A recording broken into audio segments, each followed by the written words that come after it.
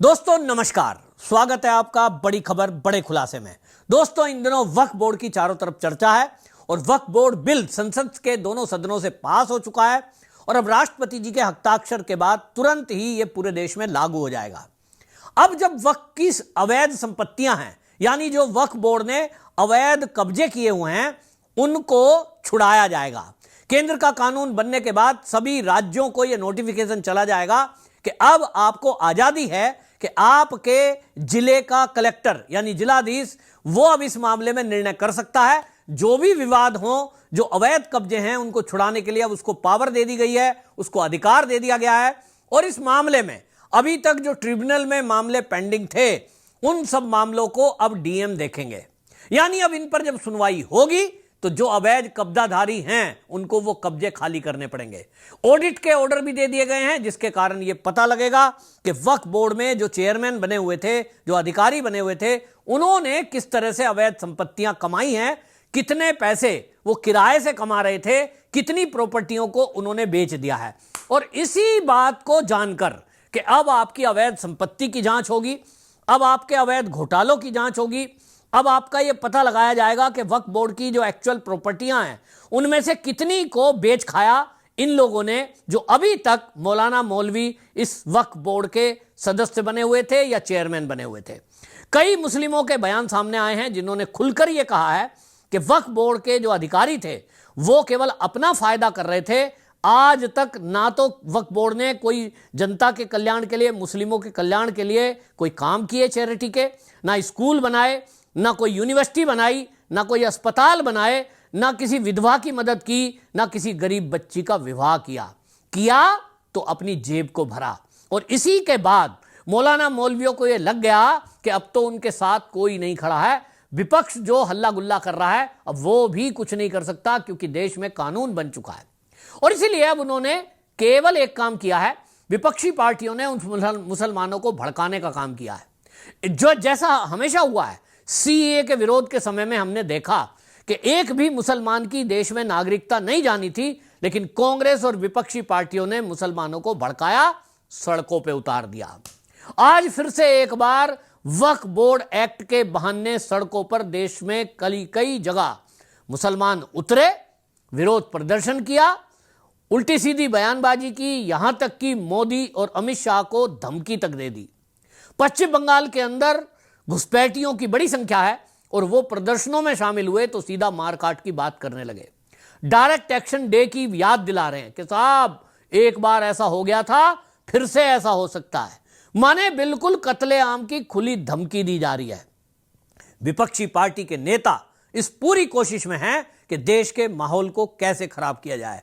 और इसीलिए आपको बता दूं कि यह आशंका पहले से थी। अब ये विपक्ष जिस तरह का काम कारनामा कर रहा है, कांग्रेस जिस तरह से झूठ पर झूठ फैलाती जा रही है, अब मामला ये बन रहा है कि क्या ऐसे झूठ फैलाने वाले लोगों के खिलाफ भी कोई कार्रवाई होगी? निश्चित रूप से होनी तो चाहिए। पूरे देश के अंदर ये आवाज उठ रही है। गुजरात में हंगामा हुआ, तमिलनाडु में विजय थलपति जो कि एक बड़े लीडर हैं और वहां वो फिल्मी कलाकार रहे हैं, 100 करोड़ रुपया एक मूवी का लेते हैं, घोषणा कर रहे हैं कि मैं मुसलमानों के हित के लिए सड़कों पे आऊंगा। अब उनको फॉलो करने वाले बहुत लोग हैं, उनको इस बात का पता है, लेकिन मुस्लिम तुष्टीकरण, मुसलमानों की वोट लेना और कहीं मुख्यमंत्री का बनने का सपना देखने का, उनको लगता है कि मुसलमानों की वोट लेने का यही तरीका है कि उनके बीच जाकर उनको भड़काएं, झूठ बोलें, उनको सड़कों पे उतारें, और अगर वहां कुछ पुलिस एक्शन होता है तो बस इनका नैरेटिव सेट हो जाएगा और ये सरकार पर आरोप लगाएंगे कि देखिए सरकार ने मुसलमानों पे लाठीचार्ज कर दिया, गोली चला दी, हंगामा ये करवाएंगे। लेकिन इस तरह की बातें करने की कोशिश कर रहे हैं। उत्तर प्रदेश में आपको बता दूं कि एक जगह इसी तरह से हंगामा करने की कोशिश की गई। हालांकि अब उसका पता लगाया जा रहा है शाहजहांपुर में, कि पहले बताया गया कि कुरान की आयतें कुछ फाड़ दी हैं, पेज फाड़ दिए हैं कुरान के, और फिर हंगामा शुरू हो गया। ये बिना पता लगाए कि वो कुरान का पेज फाड़ा किसने, ये तो पता लगा लो। पुलिस एक्शन मोड में पहले से थी, पुलिस ने तत्काल एक्शन लिया, सीसीटीवी फुटेज खंगाली गई तो पता यह चला कि एक मुस्लिम युवक ने ही वो कुरान का पेज फाड़कर सड़क पर फेंका था। अब यह पकड़ में आ गया क्योंकि सीसीटीवी था। अगर पुलिस यूपी की नहीं होती, मामला यूपी का नहीं होता तो आज तक दुनिया में बवाल कर दिया गया होता कि साहब हमारी कुरान फाड़ दी है। क्या इस मुसलमान वर्ग में केवल इस विपक्षी पार्टी को लगता है कि इन्हीं में मूर्ख हैं ऐसे जो जिनको बहका सकते हैं? ऐसा तो नहीं है। हर कम्युनिटी में हर तरह के लोग हैं, लेकिन मुस्लिम कम्युनिटी में समझदार लोग हैं। वो ये कह रहे हैं कि देखिए ये हमारे हित का है, और बहुत सारे लोग तो इसमें सताए गए जो थे वो मुस्लिम ही थे। वो ये कहते थे कि गरीबों की जमीनों पर कब्जे हुए हैं, वक्फ बोर्ड एक्ट बनने के बाद हमारे साथ न्याय होगा। सैकड़ों की संख्या में मुस्लिम समाज के लोग, पसमंदा समाज के लोग जगदम्बा पाल से मिले हैं, किरण रिजिजू जी से मिले हैं और उनको धन्यवाद दिया है।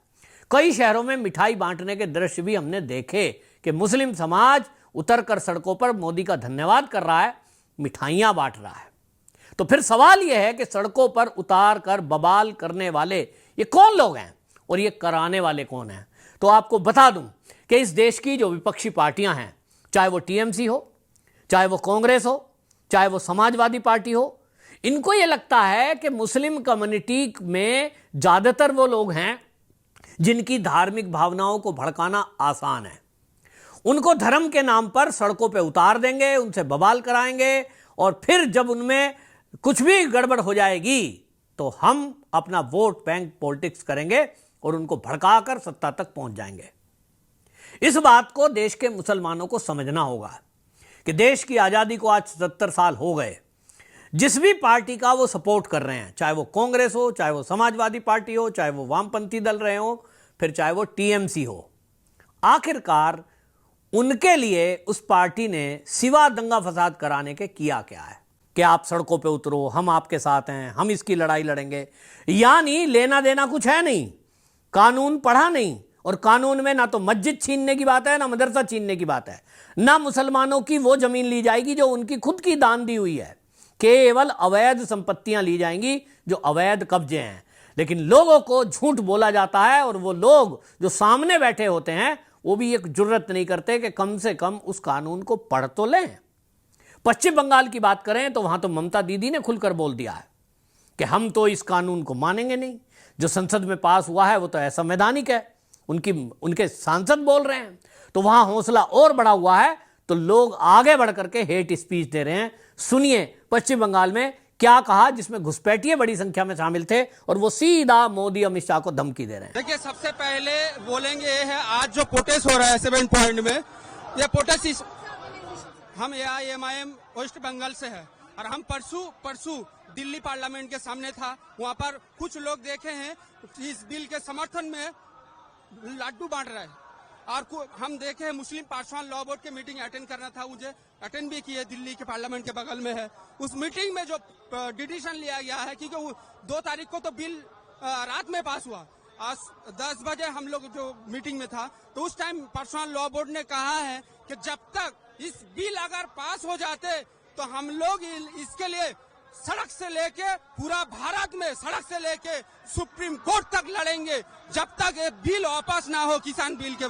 जी थोड़ा बहुत तो पड़ा है, कुछ तो जानकारी। ये जो बिल लाया था, अमित शाह ने परसों कहा है कि इसमें कोई हिंदू और दूसरा धर्म का लोग नहीं रहेगा, लेकिन इस बिल में जो है वो हमारा प्रॉपर्टी है, और जो वो कमेटी बनाना चाहते हैं वो कमेटी में दूसरा लोग घुसाएंगे, और घुसाने के बाद हमारा प्रॉपर्टी वो डिसीजन लेगा कि औकाफ का नहीं है तो औकाफ का नहीं होगा।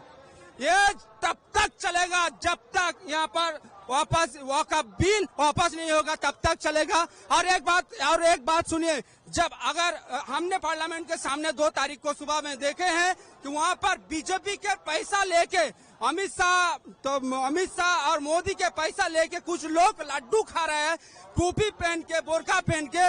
मैंने खुद वहाँ जाके देखे हैं, बहुत सारे लोग ऐसा था जो हमारा धर्म का नहीं था, वो वहाँ पर लड्डू खा रहा है, दिखा रहा है कि मुस्लिम खुश है। बिल्कुल मुस्लिम खुश नहीं है, बिल्कुल मुस्लिम खुश नहीं है। मेरा नाम अबू सिद्दीक, वेस्ट बंगाल AIMIM, इमरान सोलंकी साहब, असादुद्दीन ओवैसी साहब, और साथ ही साथ मुस्लिम पर्सनल लॉ बोर्ड, जमियत उलमा हिंद, और पूरा मुस्लिम जितना सारे संगठन है, सारे के सारे लोग इस बिल के खिलाफ है। तो सुना आपने, पश्चिम बंगाल में सड़कों पर जो पब्लिक उतरी है वो वहां खून खराबा करने को उतारू है। बड़े बड़े माइक लेकर के, होर्डिंग लेकर के खड़े हैं। और वहां सबसे ज्यादा हंगामा हुआ है क्योंकि वहां की सरकार, मुख्यमंत्री खुद उन दंगाइयों के साथ खड़ी है। इस देश में अराजकता फैलाने की कोशिश की जा रही है। विपक्षी पार्टी लगातार झूठ बोलती हैं, चाहे वो सीए का मुद्दा हो, चाहे वो नोटबंदी का मुद्दा हो, चाहे वो राफेल का मुद्दा हो, चाहे हमने वैक्सीन का मामला देखा, बहुत गंभीर था, तब भी वैक्सीन के बारे में भी झूठ बोला गया। इस देश में सख्त कानून ऐसा बनाना पड़ेगा कि जो भी कोई व्यक्ति अगर किसी विषय पर राष्ट्र हित में अगर ऐसी कोई बात बोलता है जो राष्ट्र के लिए नुकसानदायक हो और झूठ बोलकर वो बवाल कराना चाहता है, दंगा फसाद कराना चाहता है, तो राष्ट्र हित में उसके खिलाफ राजद्रोह की धाराओं में केस दर्ज होना चाहिए, उसके खिलाफ सख्त से सख्त एक्शन होना चाहिए। मेरा विचार तो यही है। आपकी क्या राय है कमेंट बॉक्स में जरूर बताएं। वीडियो को शेयर जरूर करें। वंदे मातरम।